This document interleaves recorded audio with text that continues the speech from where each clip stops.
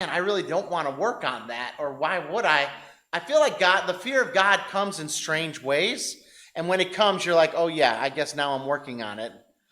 But, but in the same token, I don't want to be the kind of person who just doesn't, who takes God for granted. You ever see a kid who's just not afraid to disobey their parent? I know you have. It's tough to watch, isn't it? You're like, oh, okay, I'm sorry. I didn't know you had no authority in that child's life. And it's hard to watch.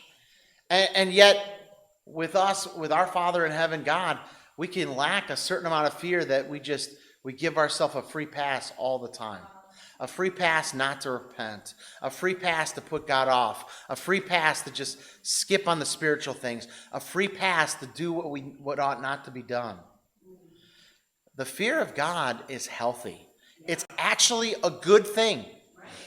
And yet it's one of those things that when people look outside and into Christianity, they see it as a mark of like, oh, that's a reason why it's not a legitimate religion or something like that.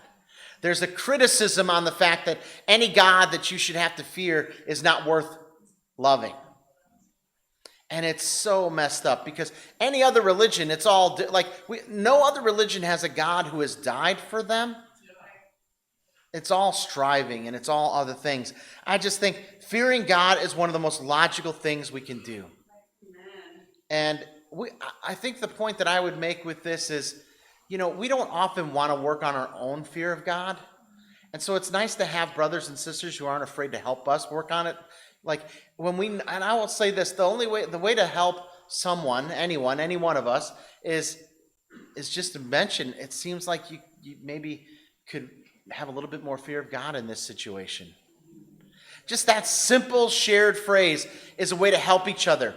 Because if you're anything like me, I don't necessarily want to work on my own fear.